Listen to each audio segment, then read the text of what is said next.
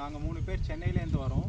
நாங்கள் ஆக்சுவலாக வந்து இந்த செஞ்சி சைடில் வந்து சமணர்கள் வந்து எங்கெங்கெல்லாம் வாழ்ந்திருக்காங்க அப்படிங்கிற சில விஷயங்களை பார்க்கறதுக்கோசம் வரும்போது எதேச்சியாக எங்களுக்கு வந்து இந்த ஒரு விஷயம் எங்களோட கண்ணில் பட்டுச்சு. அதை வந்து நாங்கள் இங்கே என்ன மாதிரியான விஷயங்கள் இருக்குங்கிறத கேட்குறப்போ ஜோலாதாஸ்ன்னு சொல்லிட்டு அவர் தான் இங்கே வந்து எங்களுக்கு பெரிய எக்ஸ்பிளனேஷன் கொடுத்தாரு. ஸோ அது என்ன மாதிரியான விஷயங்களுக்கோசரம் இந்த கல்வெட்டு இருக்குங்கிற ஒரு விஷயத்தை நான் உங்களுக்கு அவர் எனக்கு சொன்னதை நான் உங்களுக்கு அப்படியே சொல்லுறேன். ஆக்சுவலாக இங்கே வந்து பெரும்புகைன்னு ஒரு ஊர் இருக்குது. அந்த ஊரில் வந்து சமணர்கள் வாழ்ந்துட்டு இருந்திருக்காங்க. அங்கே வந்து சமண துறவிகளும் இருந்திருக்காங்க, பெண் சமண துறவிகளும் அங்கே இருந்திருக்காங்க.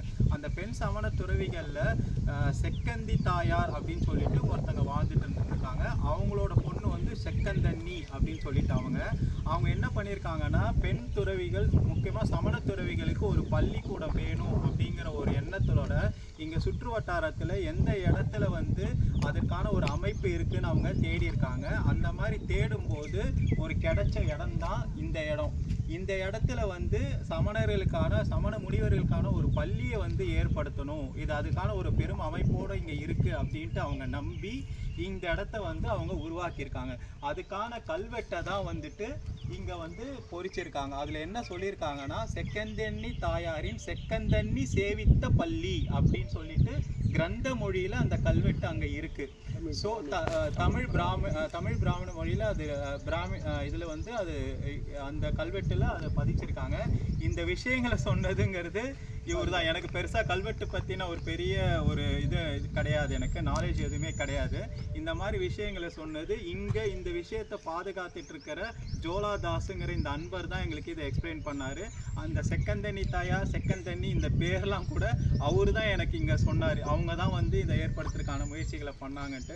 ரொம்ப ஆச்சரியமாக இருக்குது. இந்த மாதிரி ஒரு சமணர்கள் நான் கேள்விப்பட்டிருக்கேன், சமண பெண் துறவிகள் நான் இது வரைக்கும் நான் வந்து கேள்விப்பட்டதில்லை. இவர் சொல்லும்போது எனக்கு பெரும் ஆச்சரியத்தை கொடுத்து, ஒரு பெண் வந்துட்டு ஒரு கல்வியை ஒரு கல்வியை வந்து முன்னிறுத்ததுக்கோசரம் ஒரு பள்ளிக்கூடத்தை உருவாக்க இங்கே முயற்சி எடுத்துருக்கதை இங்கே பார்க்கும்போது ரொம்ப ஆச்சரியமாகவே இருக்குது. நிஜமாலே ரொம்ப சந்தோஷமாக இருக்குது. ஸோ நிறைய பேர் இந்த வீடியோ பார்த்துட்டு இந்த இடத்த வந்து பாருங்கள். இந்த இடம் மட்டும் இல்லாமல் இன்னும் கொஞ்சம் தூரம் தள்ளி கூட சமண படுக்கைகள் நிறைந்த ஒரு இடமும் இருக்குது. தொண்டூரில் சொல்லிட்டு அந்த இடத்துலையும் வந்து சமண படுக்கைகள், சமண குகைகள்லாம் இருக்குது. அதுவும் ரொம்ப அருமையாக இருக்கும்.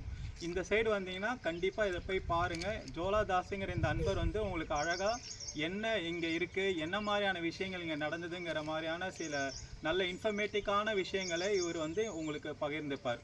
நன்றி.